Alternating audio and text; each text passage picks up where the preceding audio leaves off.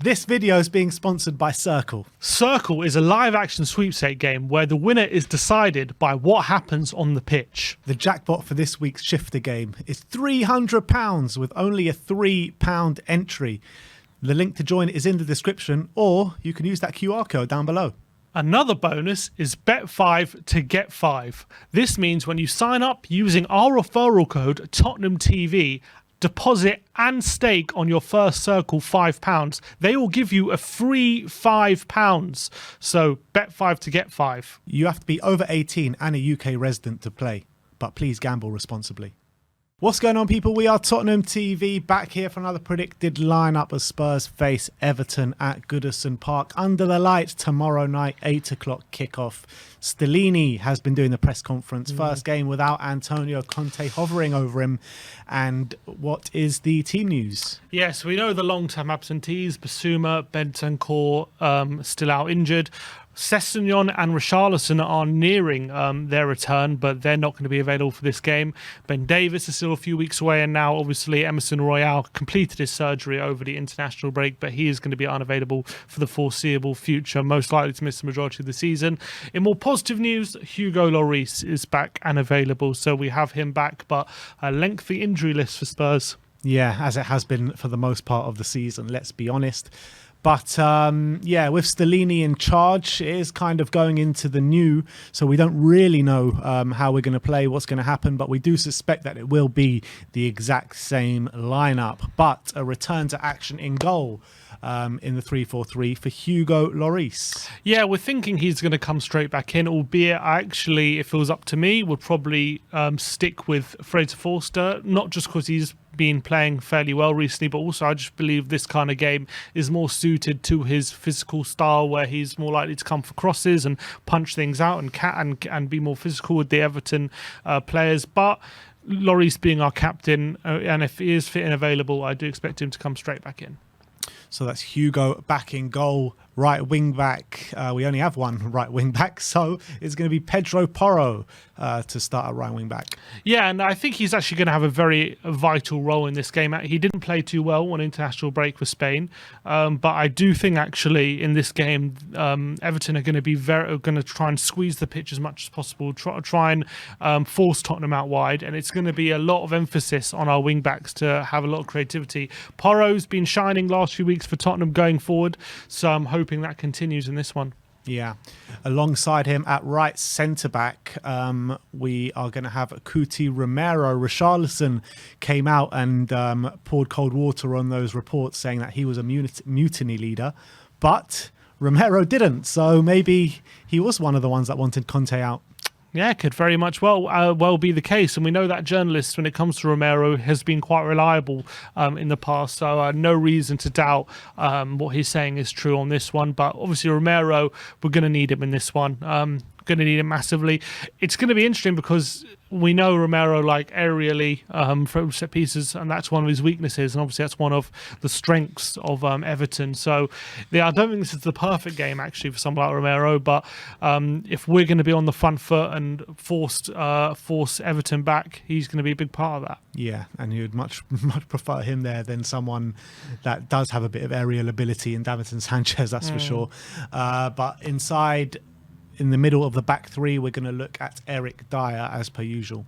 Yeah, obviously went away in international duty, but didn't actually get any minutes for England. Was surprised he even got called up, to be honest. Hasn't been on the greatest form for Tottenham, but hopefully in this one he leads the line in important fashion, the back line that is, because Everton, I really believe they're going to spam us across, is going to put us under pressure, going to be really physical, and it's going to need a lot of leadership. So Dyer needs to have a big game here. Yeah, not only leadership, but he's probably the best area league by some way in that back three, so he's going to be vitally important there. But to make up the back three on the left-hand side, the only person that we could, well, there is chances for Davinson Sanchez or Japhet Tanganga, but we are thinking that Clement Longley will keep his spot. Yeah, I think so, and he's another one where when it comes to being a physical battle, usually he's not that impressive, but hopefully he's up to the challenge on Monday night. But he's one of the defenders I'm most worried about, to be honest, when it comes to Monday. And then to make up the back five, left wing back, only one fit left wing back in the squad, and he left it late as well, to be honest, because he did hobble off for Croatia. But that is Ivan Perisic. Yeah, Stellini said that he's fit and available. He trained. He only received a kick on international duty, and he's fine to play on Monday. So that's good, given the fact that we don't have many options. He obviously scored on his last outing against Southampton, but didn't play particularly well defensively. But again, a bit like similar to Porro, I believe he's going to have a lot of space to play in on that left-hand side. And if he can be creative and be good at going forward, hopefully that can make the difference in terms of the result for us. Yeah, so let's run through that back line with you guys one more time. So it's Hugo Lloris in goal, Pedro Porro right wing back, Ivan Perisic left wing back, with Coutinho Romero, Eric Dyer and Clement Longley making up that back three. In terms of the midfield, the first player that we will speak about is Ollie Skip. Yeah, and he's going to have a big game, to be honest, because Everton's midfield three are so physical, so strong, cover so much ground. It's going to be very important for Ollie Skip to somehow match them and somehow be able to compete in the centre. It's going to be. I see him having a lot of struggles in terms of being outrun, but he's been in good form recently. He covers a lot on ground himself, so let's hope he's up for the challenge. Yeah, let's hope so. And alongside him is going to be Pierre-Emile Højbjerg, and he as well came out after Conte was sacked and was talking about come out and say who you mean, and he didn't seem too happy with Conte's comments either. Yeah, he was saying, you have to be specific in who you're talking about, and he didn't seem too happy with what was being said by Antonio Conte. Højbjerg, his form has been a bit better recently, although away from home, a bit like the team, away from home, he does seem to be struggling a bit more than he is at home. But his form does seem to be turning around a bit, and let's hope that on Monday, again, he's up to the challenge. Him and Skip are going to have a big job ahead of them on Monday, keeping control of that midfield. And let's hope they're up to it. I do see them doing a good job for like the first hour, but once it gets like once we're put under real pressure, maybe the last half an hour or so, it's up whether they can keep it up. Do you think there's a possibility of maybe going 3-5-2 in this game to combat that midfield of Everton's? You could put Sarr in there, but then you do lose that creativity of because what I assume is that they're going to try and kind of give us the initiative, and if we're going to have the initiative, we need that creativity. And in that 3-5-2, we don't really have it, in my opinion. Yeah. All right, so that's a Højbjerg and Skip double pivot. On the right-hand side of the attack is going to be Dejan Kulusevski. Yeah, and he's been, I think, in better form recently, to be honest. I thought he played really well against Southampton, and he's been showing a bit more recently. Albeit Sweden didn't have the best international break, but him individually looked to be a bit sharp, and I think he's so crucial in this game if we're to get all 3 points. And on the left is going to be Heung-min Son, fresh from 2 goals on international break and 2 stunners at that.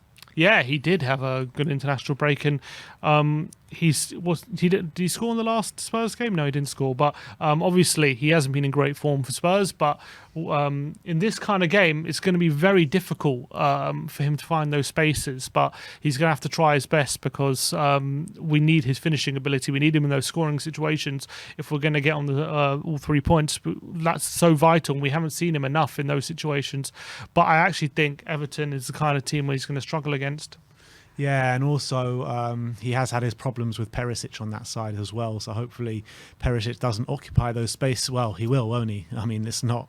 Hopefully he won't, because he will. But hopefully Sonny can maybe influence the play more from the inside of the pitch. But I can't really see that happening. But finishing off with that starting 11 up front is obviously going to be the main man, Harry Kane. Yeah, and he's going to be so vital with his finishing ability because we're going to be having a lot of space out wide, and I believe he's going to have a lot of service in terms of crossing into him, and whether he makes the most out of that is going to be a big question mark of how we do in this game. If we're just putting crosses in and they're easily dealt with by the likes of Keane and Tarkowski, then it's going to be really difficult for Tottenham to get on the score sheet. But if he can somehow get the better of them aerially, then we could be in for a good result, in my opinion. All right, so there you have it. Let's run through that predicted lineup with you guys one more time. So in goal is going to be Hugo Lloris, right wing back Pedro Porro, right centre back Cuti Romero. In the middle is going to be Eric Dyer. On the left-hand side, we're looking at Clement Longley. Left wing back, we're looking at Ivan Perisic. In the double pivot, first up, Ollie Skip alongside Pierre-Emile Højbjerg.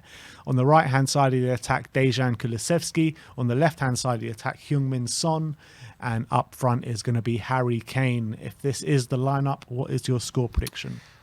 I said it in my pre-match. I think we're going to lose. To be honest, I'm hate to say it, and I don't predict many losses, but I just see how this Everton team are battling under Sean Dyche and how Tottenham have been approaching their away games and how we tend to suffer when the going gets tough.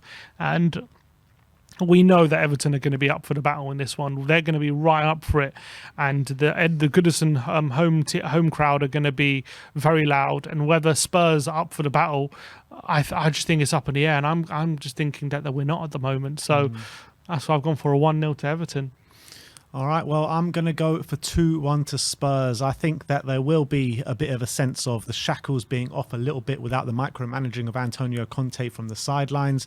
I think the players will be happier that Conte has gone, albeit that, he's a great manager, but obviously he was a bit too intense for these players, the fairies that they call themselves, the Tottenham Hotspur squad. So I think that we will have an initial bounce, and I'm looking at out of the next like 5 games, next 6 games, I'm looking at this game and I'm looking at Bournemouth game where we really need to get points on the board, and I think we will do that. So I'm going to go 2-1 to Spurs. My brother's going 1-0 to Everton. I want to know your score predictions in the comment section below. That is our predicted lineup. Like, subscribe and comment, and as always, come on you Spurs.